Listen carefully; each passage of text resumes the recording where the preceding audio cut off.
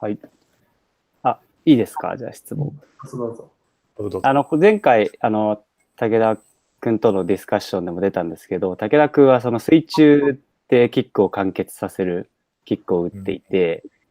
で、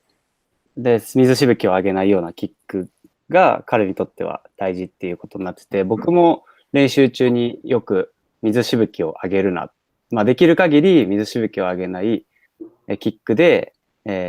練習しろっていうような指示を受けるんですけど、実際そのなんか水しぶきを上げるキックと上げないキックって、角川さんとか健三さん的にはどっちがいいと思いますか？多分その距離特性によっても多分変わってくると思うんですけど、その辺の考えがもし何かありましたら教えてください。僕ですか？あと答えます。バタ足だけを考えれば水しぶきを上げない方がいいと思います。でなんでかっていうと、水しぶきっていうのはもう水面より上に飛び出しちゃってるので、絶対推進力には貢献しないんですよ、100%。で、水しぶきで飛んでる水の量って洗面器1杯分ぐらいだと思うんですけど、それをこの前話したんですけど、その水の量って結構多くて、例えば50メートル泳ぐときって20秒間ぐらい泳ぐんですけど、20秒間洗面器で水をこう汲み続けたら結構きついんですよ。それと同じぐらい、だからエネルギー無駄遣いしてるって考えれば、水っていう質量のあるものをこう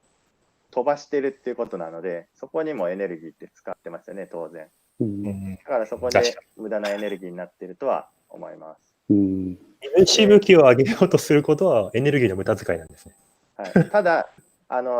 注意してほしいのは、だからといって水しぶきが立たないようなキックを打てばいいって指導すればいいじゃなくて、結果的にそういうキックになってればいいんですけど、そうじゃなくて、たとえ水しぶきが立っても上司のこととか腕の回し方とかそういうのも考えれば、思いっきり水しぶき立てても泳いではいいと思います。水しぶき立てないように泳いだ結果、抵抗は少ないけど推進力も減るっていうのも十分考えられるので、推進力が増えるのであれば、効率犠牲にしてでもっていうのを何回も言うんですけど、結果として推進力と抵抗力の差が大きくなって推進力が大きくなればいいので、指導するときはそういう感じです。だから現象と指導方法が違うっていう。だからなんか50のレースでそーっと足を打たれても困るじゃないですか。だからそこは気をつけなきゃいけないと思います。ありがとうございます。健三君ははい。僕も今、角川さんおっしゃったようなことほとんど一緒で、やっぱそのエネルギー的なことで考えても水しぶきっていうのはない方がいいだろうなと思うんですけど、なんか、僕もずっとバタ足の研究とかやってて思うのが、バタ足で生み出される泡って何なんだろうってのなんか思うことがあります。泡。なんか体、打った時に、水しぶき上がるんですけど、水しぶき上がる反対には空気が中に入ってくるんで、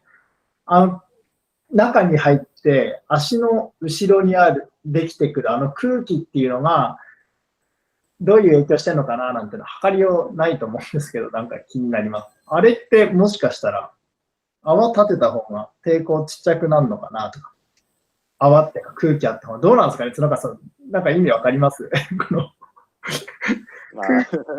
泡ってわかるんですけど、魚雷みたいなことですよね。そう。泡。なんか泡があったら抵抗減るっていう。なんか、でもあれ、体の表面を泡がいけば抵抗減るっていう、その摩擦抵抗の観点でわかるんですけど、なんか、そういうマニアックな疑問を持ってますが、今日はここはあんまり深く思わないので、泡が生じるような動作をすると、結局それが抵抗になってるっていうことはあるかもしれない。そうです。だから、わかんないですね。わかんない。で、はい。水しぶきに関しては、武田選手が前回、もう本当、水の中で打つっていうことを気にしてるって言ってましたけど、なんか多分そういうのも、まあ、水しぶきもそうだし、さっき言った、まあ、泡を生じさせない。まあ、全部、なんだろう、そのバランスを取るために、泡があればやっぱ空切りしちゃうというか軽くなっちゃったりするんで、例えばダウンキックだけじゃなくて、アップキックの時もバランス取るために、水の中で済ませてるのかな。手で結構、結構しっかりすごい書いてるので、そのバランスを保つためにも、やっぱ足でしっかり水の中で蹴って、バランス取ってるのかな。なんかスカッとしないよ。しっかり安定して泳ぐために。っていう感じを持ってます。はい。1500だけじゃなくて、50のレースでも泡を立てずにキック打ってる人がいるっていう話、ちょっとこの前したんですけど、この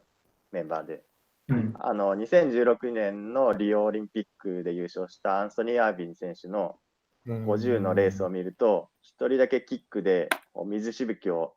そんなに飛ばしてないっていうのがもう明らかに分かって、このキックの打ち方が全然違うっていうのが分かるので、あれはかなり効率がいいキックなんじゃないかなっていうふうには思います。ただ、できるかどうかは別ですけど、かなりあれは、なんか何回も見てるんですけど、すごいなっていうのは思います。いいですか？あ、どうぞどうぞ。その50のスプリントでも、あんまり水しぶきが立たないキックが打てる人と、同じ距離50メートルのスプリントですごいパーッと水しぶきが出ちゃう人の、体的な、動作的なものになるんですかね。何かこう、角川先生と健三君が感じる違いっていうんですかね。何かありますか？キックですよね。今、キックの話、キックオンリー。水しぶきを上げて泳いでる選手と、そうじゃない選手のことですよね。はい、スプリントで。体的っていうのは動作のこと、なんだろうな。全体的に答えると、どうなんですかね。やっぱその無駄かどうかでって考えると、さっき角川先生がおっしゃったような感じなんですけど、その上から一回水上に出た足を水面に叩きつけて、上に浮こうとする力に変えるっていう観点だと、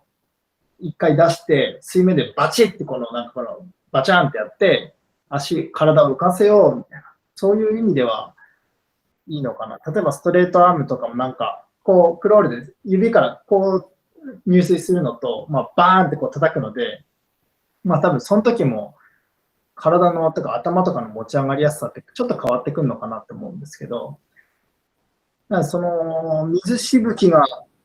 立ってるっていうのは最終的に現象で、どういう動作をして水しぶきが立ってるかにもよるんですけど、